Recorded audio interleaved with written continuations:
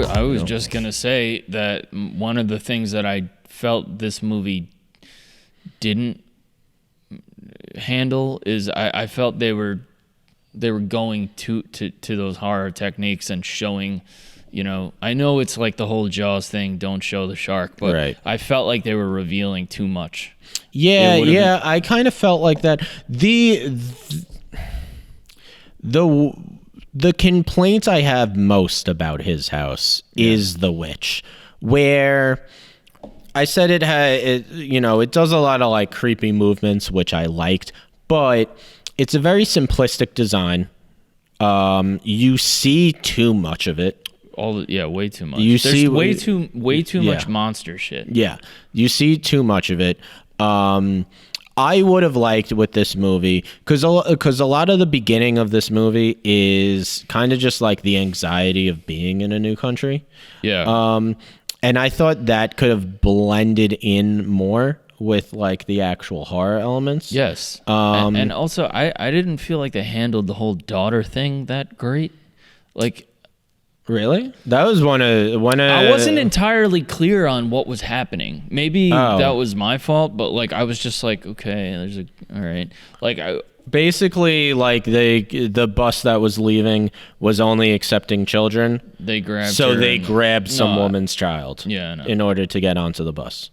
Yeah, I mean that was like towards the end of the movie. Yeah, like I feel like, but the entire time of the movie, I like that that was one of my favorite parts. It's kind of this big reveal that they are talking the entire time about their daughter who died, and then you find out like, oh, they kidnapped a girl. Yeah. In order to escape. I do like with his house, you do get like the anxiety aspect of like basically you come into a new country and you're like under government control almost.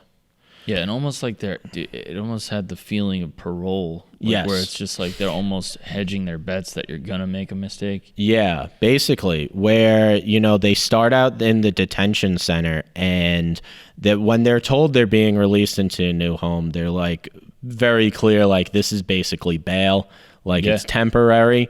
And it is kind of like someone on parole. Yeah. And it's one of the most ridiculous things of like they come into the new house, and they're supposed to be super grateful, like because they're not in a like really cramped living situation or being shot at. But it's also like they're not allowed to work.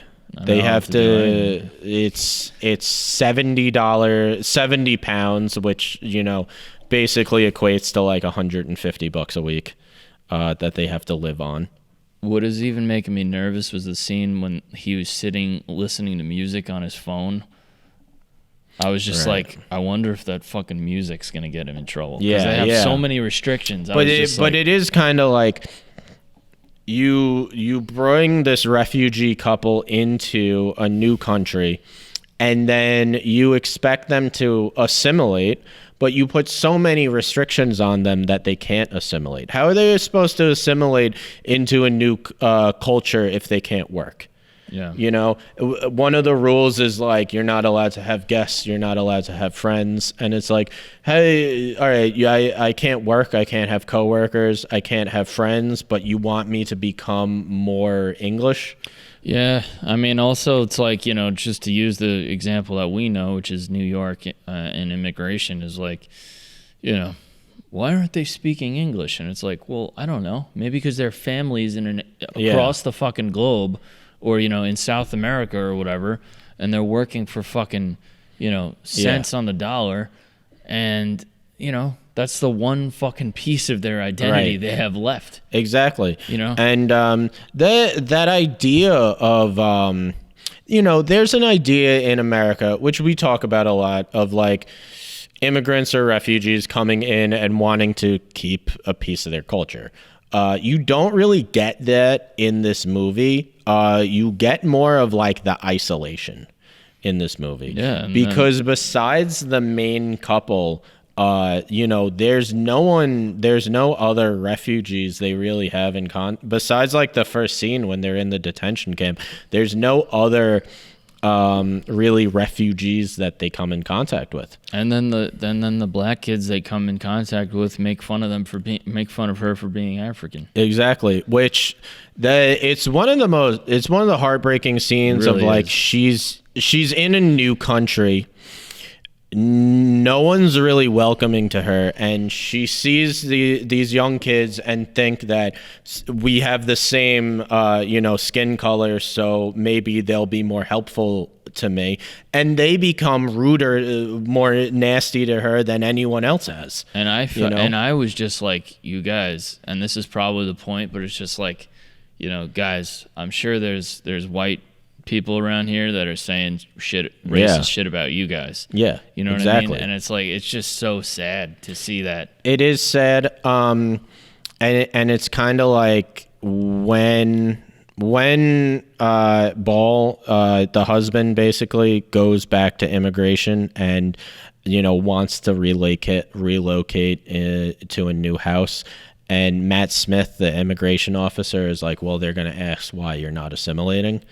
It just goes back to like this idea of like, we're barely giving you anything and you have to be grateful. Yes. And I keep going back because I like the basic premise of just like, you have to live in this house, but this house is haunted. Mm-hmm. And it's like, all right, let's take the ghost out. What if they're given like basically an unlivable place to live? I mean, besides the ghost, like the house that they have is basically falling apart. It's disgusting. It's disgusting, and it's like you have to be grateful that we're giving this to you. You're not allowed to leave. You're not allowed to work, and you have to assimilate. And it's like such a ridiculous thing to ask someone. And like, adding insult to it is when they do want to go to a different house, one of the immigration officers is like, your house is bigger than mine. Just like it's another level of insult.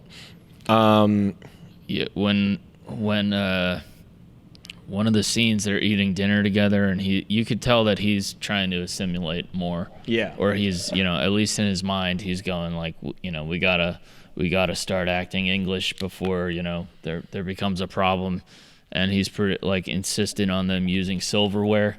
Right. And she mentions like, all I can taste is the steel or whatever.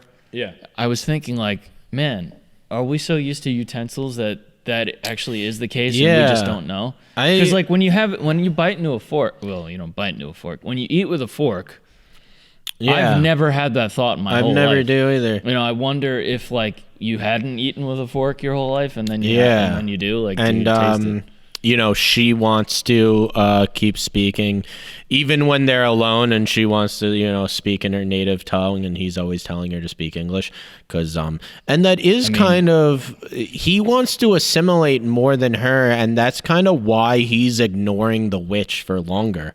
The second that the witch kind of like visits her, like she's automatically like, we have the spirit that followed us from Sudan that's haunting the house now, and he's very skeptical. I like that one scene of he's eating dinner and it zooms out and you see like sick scene. Yeah, and you see like my he's favorite just shot in of the the whole water thing. and there's smoke, but it is kind of like it's what's going on in the character, and it's kind of like also his mindset of like, this witch is haunting them, but he's chosen to ignore it. Also, they're in the worst situation possible, but he's elected to just see the bright side of they're in a country where they're not respected and they have to follow these ridiculous rules and they have to live in a falling apart house, and he's like, we're gonna assimilate, we're gonna eat using utensils. And it is this great shot of just him, the world is falling apart around him, and and he's focused on utensils. Yeah, that's a good one.